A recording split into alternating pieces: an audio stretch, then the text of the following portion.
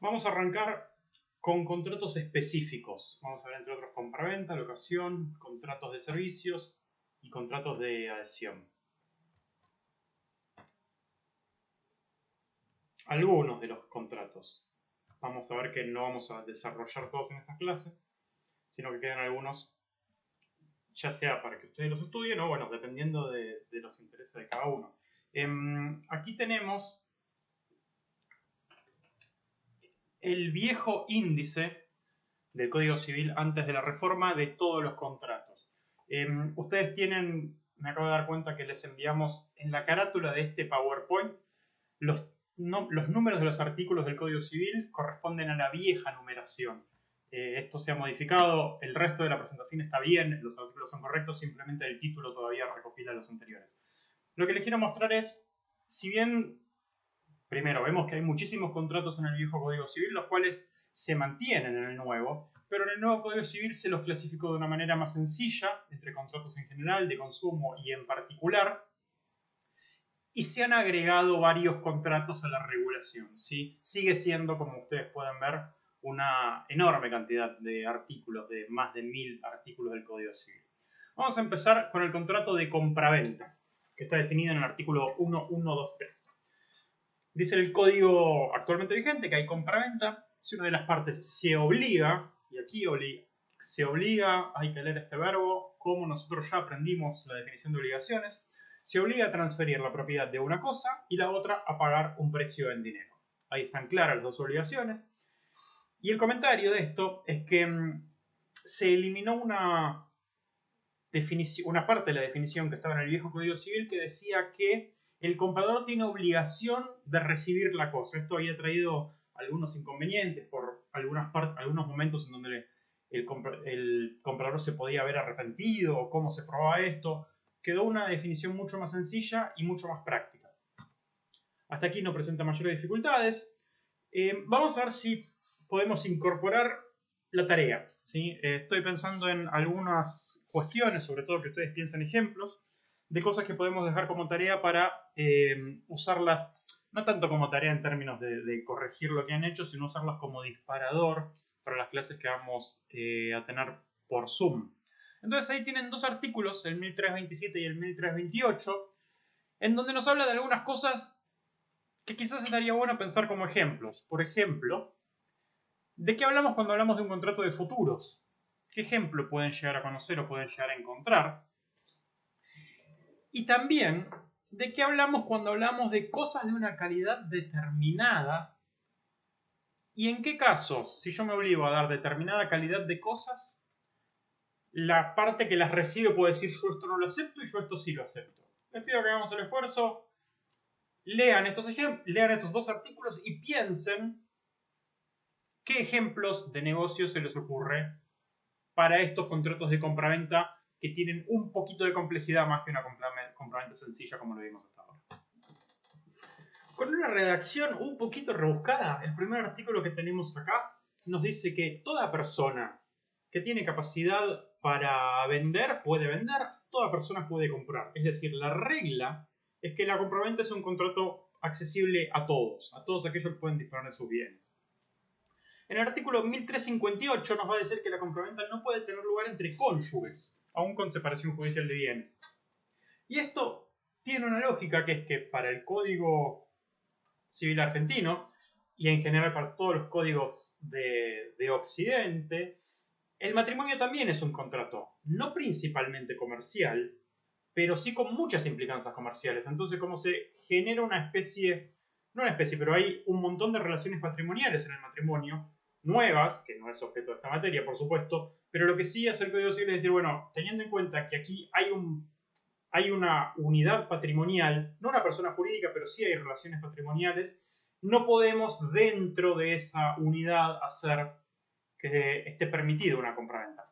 Y en la misma línea, el artículo 1351 dice que los tutores, curadores o padres, dejémoslo en padres, ¿no? aquellos que ejercen la patria potestad, no pueden, bajo ninguna forma, vender bienes suyos a los que están bajo su guardia o patria potestad. Es decir, no puede haber compraventa entre padre e hijo, con hijos menores, por supuesto. La pregunta es, ¿Por qué está prohibido esta venta hacia adentro de la familia? ¿Qué es lo que presume la ley? No les puse pausa, si quieren le puede pausar, si no lo seguimos, pero hay un principio que nosotros vimos hace un ratito nomás en la definición del contrato que aquí no se estaría cumpliendo. Si un padre vende a alguien que tiene bajo su patria potestad, lo que estaría faltando o lo que la ley supone que está faltando es el consentimiento, porque justamente el padre ejerce la patria potestad, es el propio padre el que reemplaza la voluntad del hijo a través de su decisión y estaría tomando la decisión por las dos partes. Entonces la ley supone que ese consentimiento no existe en ese caso, por eso directamente lo prohíbe. Y lo prohíbe en todos los casos. No lo escribí acá, pero este artículo es de orden público y es indisponible para las partes. El hijo menor de edad no podría afirmar que está consintiendo una venta con su padre. Directamente está prohibido por el ordenamiento jurídico.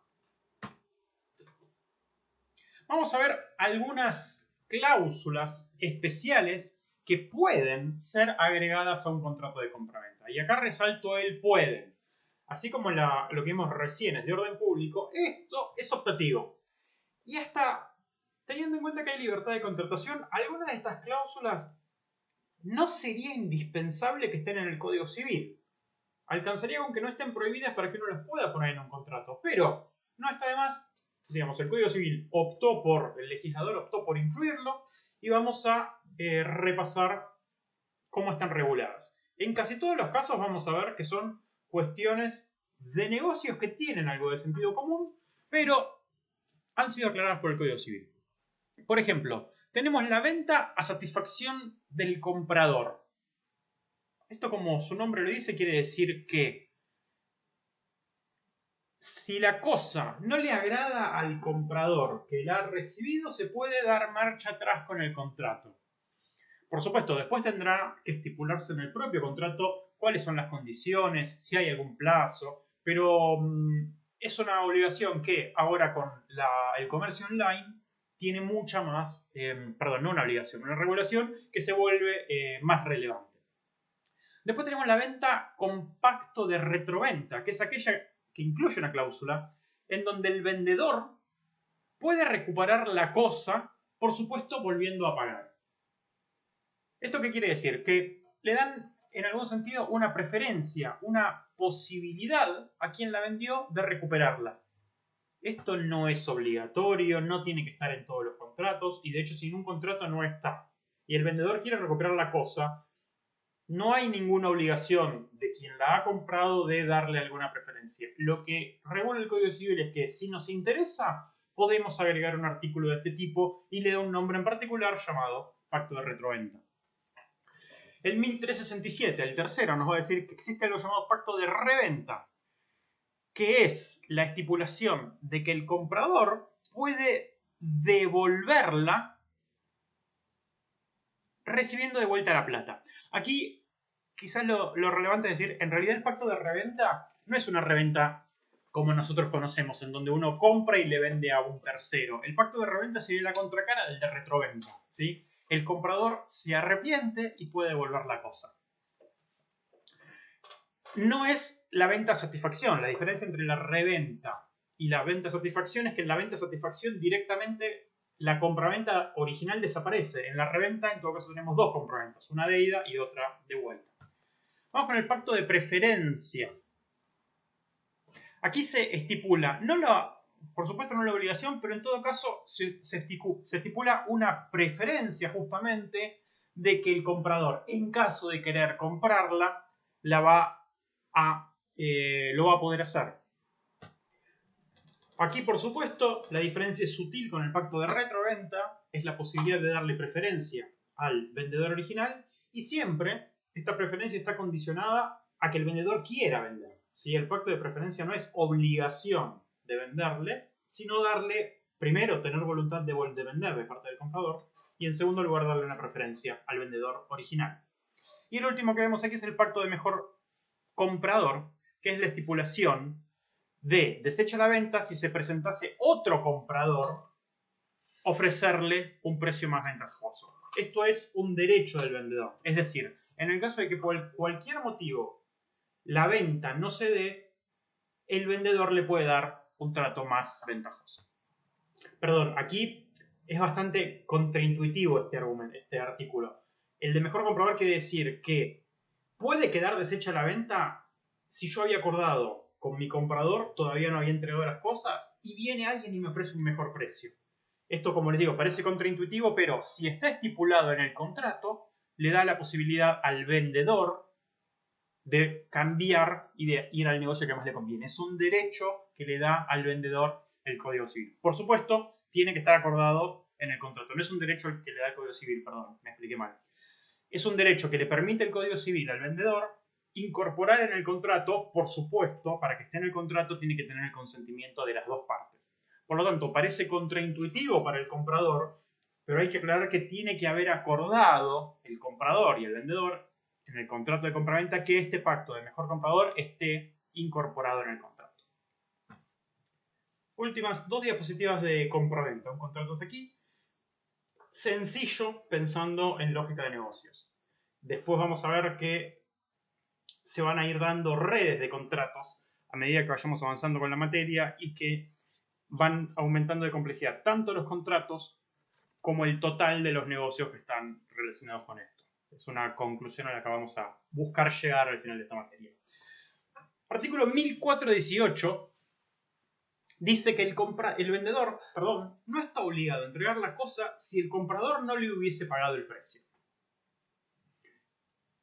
Y también un artículo anterior dice que si el vendedor no entrega la cosa en el tiempo fijado, el comprador puede pedir la resolución de la venta o la entrega de la cosa. Aquí, la verdad es que estos dos artículos, la lógica jurídica, lo que está regulado, cualquiera de nosotros que vino viendo esta materia podría lógicamente y con razón afirmar que esto está vigente, que esto no se necesita. Esto se parece mucho, y lo es, a lo que vimos hace pocos minutos del pacto comisorio, de la posibilidad de dar por terminado el contrato, de exigir el cumplimiento o bien de dar por terminado el contrato.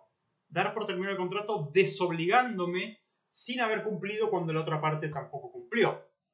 Esto es justamente el pacto comisorio repetido para la compra y venta.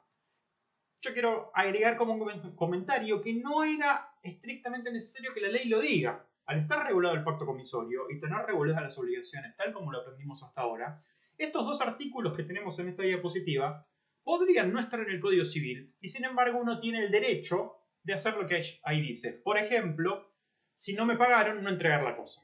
No hacía falta que exista el artículo 1418. Tampoco está mal que esté redactado.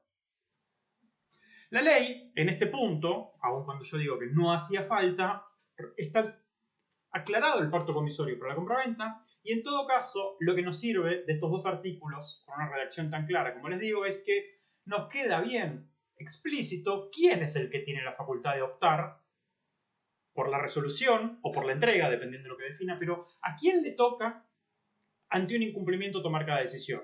Entonces es el vendedor el que puede no entregar cuando no le pagaron, perdón, o es el comprador el que puede exigir que le entreguen o dar por terminado el contrato cuando no le han entregado. Y vamos al último punto de compraventa. Esto es nuevo, esto no estaba en el Código Civil anterior. Habla de entrega de documentación. Hago un paréntesis. Antes no es que no había regulaciones sobre facturación o ticket, sino que eran regulaciones no legales. En general, ayúdenme alguno de los contadores que están presentes, disposiciones de AFIP, pero no era una regulación legal. Se ha incorporado desde el 2015 que tiene que haber una entrega de factura por la cosa vendida, que indique el precio y además y otros términos de venta. Y estipula que si no hay un plazo de pago, se presume que se pagó al contado. Lo importante aquí de la factura es, así como cuando hablábamos de formalidades, decíamos que la forma en papel no prueba el contrato, la forma en papel no es el contrato, sino que es una herramienta de prueba. Aquí la compraventa no requiere un contrato escrito, pero sí requiere una factura. Y la factura se vuelve una prueba de la existencia de ese contrato de compraventa muy relevante, y como vemos, si había un diferimiento entre pago y entrega y lo demás, esto debería estar incorporado en la factura.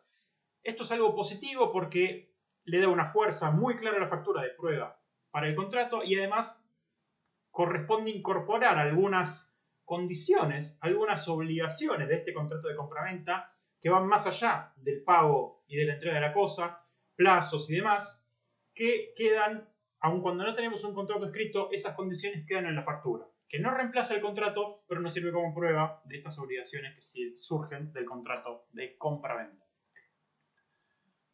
Pasamos ahora a locación, y acá el mensaje previo es: hay algunas cosas que han cambiado de nombre. Respecto a lo que muchos conocemos de ejemplos de contrato de locación, hay varios que han cambiado de nombre. Antes teníamos locación de servicios, locación de cosas, y esto no existe más. Ahora la locación en el nuevo código vigente queda solamente para la locación de cosas, es decir, para el alquiler. Lo que antes eran las locaciones de servicios o locaciones de obras, ahora se llaman contratos de servicios y de obra. Pasamos entonces a analizar las locaciones. Lo hacemos en el video que sigue.